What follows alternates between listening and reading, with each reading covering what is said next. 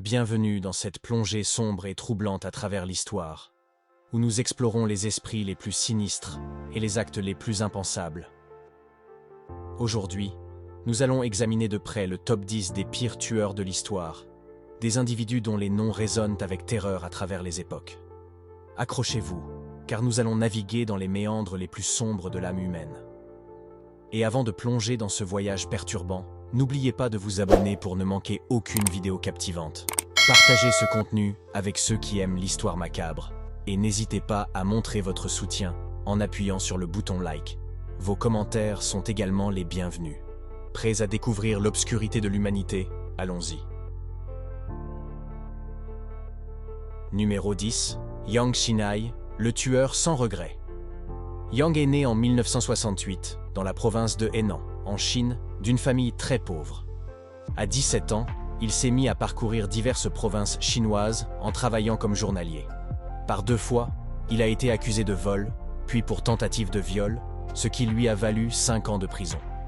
Ce n'est qu'après sa libération, en 1999, qu'il s'est mis à tuer. Il entrait la nuit dans la maison de ses victimes et tuait tous les occupants avec des haches, des marteaux et des pelles.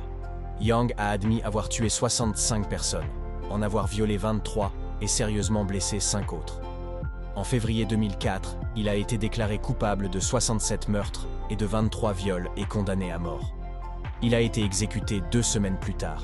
Il n'a jamais exprimé de regret. « Quand je tuais des gens, a-t-il déclaré, j'avais du désir. Ça m'inspirait à en tuer plus. Je m'en fous s'ils ont le droit de vivre ou pas. Ce n'est pas de mes affaires. » Numéro 9. Charles Edmund Cullen, l'ange de la mort. Cullen, un Américain né en 1960, a travaillé dans plusieurs hôpitaux du New Jersey en tant qu'infirmier. Il a confessé avoir tué 40 patients, pour la plupart âgés, entre 1984 et 2003. Mais comme c'est le cas de bien des tueurs en série, on croit qu'il en a tué beaucoup plus, jusqu'à 400, ce qui en ferait le plus meurtrier de tous les tueurs en série américains. Cullen empoisonnait ses patients avec des médicaments non prescrits, ou en omettant de leur donner les médicaments prescrits. Mais plusieurs de ses victimes n'étaient pas du tout en phase terminale. Il a été condamné à la prison à vie, sans possibilité de libération conditionnelle. Il est présentement détenu à la prison d'État du New Jersey. Numéro 8. Luis Garavito, la bête. Garavito, né en 1957 en Colombie, est un violeur et un tueur en série qui a admis avoir tué 147 garçons. Seulement 139 ont été prouvés, et l'on croit même que le nombre de ses victimes pourrait dépasser 300. Il se déguisait en moine ou en vendeur ambulant pour s'approcher de ses victimes, qu'il violait avant de les égorger et de les démembrer. Il a été arrêté en avril 1999. Même si la peine maximum pour meurtre en Colombie multipliée par 139, le nombre de cas prouvés, égale 1853 ans et 9 jours, les lois colombiennes limitent le temps d'emprisonnement à 30 ans. Et parce qu'il a aidé la police à retrouver certains corps et qu'il a confessé ses crimes, Garavito a vu sa peine réduite à 22 ans. Ce qui signifie que la bête pourrait être bientôt libérée. Numéro 7. Javed Iqbal Mughal, le tueur à l'acide. Iqbal a tué 100 enfants en seulement 18 mois. En décembre 1999, l'homme, né en 1956, a envoyé une lettre à la police et à l'éditeur d'un journal de Lahore, au Pakistan, dans laquelle il admettait avoir tué 100 garçons âgés de 6 à 16 ans, tous des fugueurs ou des orphelins vivant dans les rues de Lahore. Il écrivait les avoir étranglés et démembrés avant de les placer dans des cuves d'acide et de jeter leurs restes dans une rivière locale. Plusieurs personnes ont témoigné contre lui et il a été condamné à être pendu. Le juge a déclaré « Vous serez étranglé jusqu'à ce que mort s'ensuive devant les parents des enfants que vous avez tués. Votre corps sera découpé en 100 morceaux et placé dans l'acide, comme vous l'avez fait avec ces enfants. » Il s'est suicidé. Numéro 6. Gary Leon Ridgway, le tueur de Green River. Gary Ridgway est né en 1949 dans l'Utah. C'était un routier et un vétéran de la guerre du Vietnam qui a été accusé en 2001 d'avoir tué 49 femmes durant les années 1980 et 1990 dans l'État de Washington. La plupart de ses victimes étaient des fugueuses ou des prostituées. Il violait les femmes, les tuait, les cachait dans la forêt, puis revenait plus tard pour avoir d'autres relations sexuelles.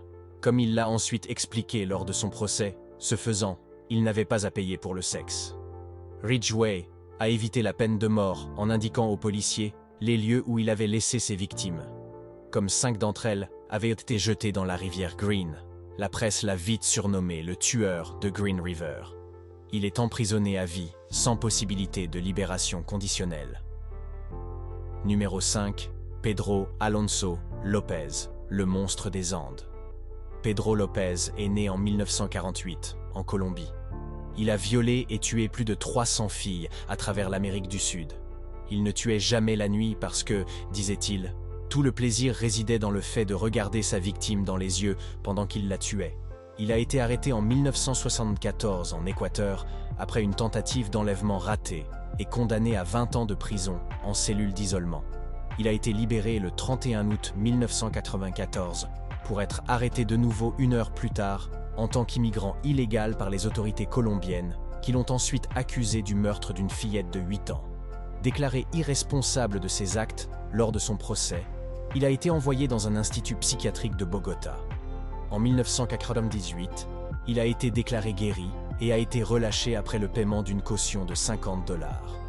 En 2002, Interpol a lancé un mandat d'arrêt contre lui pour un nouveau meurtre.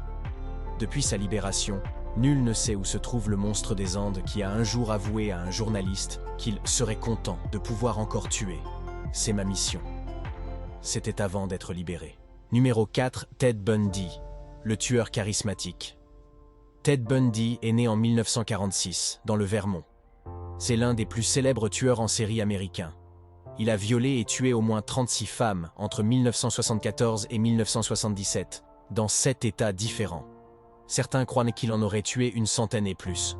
Son charme et son intelligence ont fait de lui une célébrité lors de son procès, et son cas a inspiré bien des romans et des films sur les tueurs en série. Le 15 février, il a été arrêté, définitivement. Il a assuré lui-même sa défense et a été reconnu coupable de plusieurs meurtres et viols. Sa technique pour attirer ses victimes était toujours la même. Il faisait semblant d'être blessé, en portant un bras en écharpe par exemple, et demandait à la jeune femme de l'aider à apporter un paquet dans sa voiture. Il a décapité au moins 12 de ses victimes et a conservé les têtes dans son appartement, comme autant de trophées. Il a été exécuté sur la chaise électrique en 1989. Il avait 43 ans. L'histoire de cet homme qui avait tout pour réussir a troublé toute l'Amérique. Numéro 3. John Wayne Gacy, le clown tueur. Né à Chicago en 1942, était un respectable homme d'affaires, marié 2 fois, qui faisait beaucoup de bénévolat. Il jouait entre autres le rôle de Pogo le clown lorsqu'il allait visiter des enfants malades à l'hôpital. C'était aussi un homme qui aimait avoir des relations homosexuelles avec des hommes plus jeunes que lui, qu'il recrutait dans son entourage pour leur proposer des petits boulots, souvent à son domicile. C'est ainsi que la police est venue lui rendre visite en 1978, lors d'une enquête au sujet des disparitions de jeunes gens ayant travaillé pour lui. Au total, 26 cadavres ont été retrouvés enterrés dans le vide sanitaire. Gacy a été accusé d'avoir tué 33 jeunes hommes entre 1962 et 1978. Numéro 2. Andrei Chikatilo, le boucher de Roslov. Chikatilo, né en Ukraine en 1936, a fait des études de langue, de littérature et de génie mécanique avant de devenir instituteur. Ce père de 2 enfants a été le meurtrier d'au moins 52 femmes et enfants entre 1978 et 1990. Il torturait et assassinait ses victimes avant de les mutiler et d'en consommer la chair, en particulier les seins et les organes sexuels. Il a tué 21 garçons de 8 à 16 ans, 14 fillettes du même groupe d'âge et 17 femmes.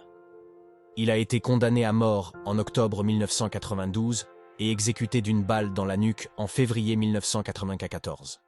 Les parents des victimes s'étaient réunis pour réclamer que les autorités le libèrent pour qu'ils puissent le tuer eux-mêmes. Et le numéro 1 n'est autre que Jeffrey Dahmer. Dahmer est né en 1960 dans le Wisconsin. Il a violé, tué et démembré 18 hommes et garçons dans la région de Milwaukee entre 1978 et 1991. Il invitait les jeunes hommes, souvent trouvés dans des clubs gays, à son appartement où il les torturait pour tenter d'en faire des zombies. Il perçait des trous dans leur crâne, alors qu'ils étaient encore vivants, puis leur injectait de l'acide chlorhydrique ou de l'eau bouillante dans le lobe frontal. En 1992, Dahmer a été accusé de 15 meurtres et condamné à 15 peines de prison à vie, soit 957 ans. 2 ans après son incarcération, il a été battu à mort en prison par un autre prisonnier. Il avait 34 ans. Sur la photo, Jeffrey Dahmer a son entrée en cours pour son procès, le 6 août 1991. En 2022, Netflix a sorti la série Dahmer, portant sur le tueur en série. En concluant la vidéo, rappelons brièvement d'autres noms de tueurs notoires qui ont façonné l'obscurité de l'histoire criminelle. Jack l'Éventreur, Richard Ramirez, Albert Fish et autres, ces noms résonnent comme des échos macabres à travers le temps. Ces histoires horrifiantes nous rappellent la nécessité de comprendre, d'étudier et de prévenir de tels actes monstrueux. Dans cette exploration des méandres les plus sombres de l'âme humaine, nous espérons que cette vidéo a suscité la réflexion sur la nature complexe du mal. N'oublions pas que derrière ces noms se trouvent des victimes, des familles brisées, et une quête constante pour comprendre les racines du mal. Merci de nous avoir accompagnés dans cette plongée troublante.